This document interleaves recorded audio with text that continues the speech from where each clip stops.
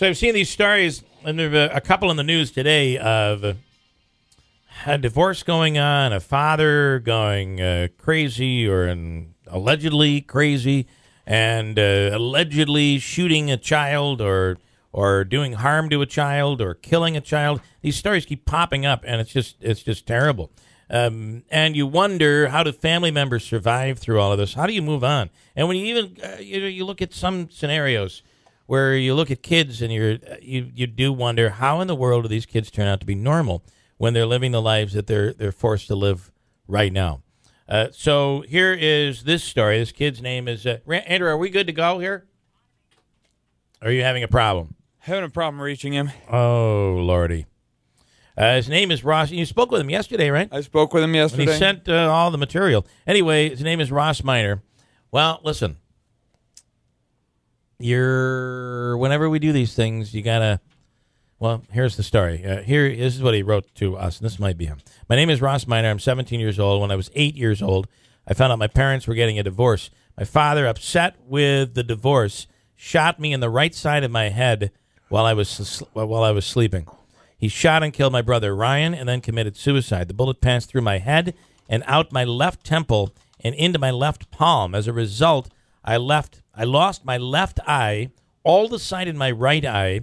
I lost my sense of smell. I suffer from depression, PTSD, and everything that has happened. I spent most of my childhood moving from school to school, trying to find a school that would adequately provide my needs as a blind student. And what did he say? What was the GoFundMe page for, Andrew? I believe it was for medical expenses. Oh, paying for medical expenses. And he's still, I don't think he, I mean, he's still, I think he has a relationship, some sort of relationship with the father. I mean, he doesn't hate his father. The father was... I was 8 years old. I found my parents. His father took his own life. Shot and committed suicide. Oh, he did commit suicide. I think the part that I was hearing is that he doesn't hold his father responsible. He doesn't hate his father. Mm-hmm. He's given up on that. So I don't know, Andrew. You can try that again if you want. But that kind of blows. But listen, we're dealing with a kid who has difficulties. So is he a local guy? No, he's not from here. But anyway. We will talk to him. I just don't know what's going to happen now. That really stinks.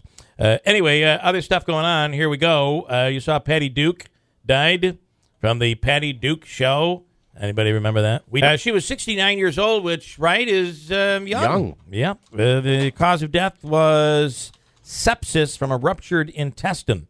She won the Oscar for Best Supporting Actress for her role in this Helen Keller in The Miracle Worker back in 1962. There was an accident between a car and a city bus yesterday in L.A., and two people got stuck in the car after it caught fire. Two witnesses helped pull the people out of the car, and while they were actually on fire, they probably ended up saving both of their lives. After the victims were freed, the natural gas tank on the bus exploded. The driver of the car had third-degree burns. Say that happened because while people are helping, this happens all the time now. People grab their cell phones and they start videotaping. Pretty awesome, right? They save the lives of those people.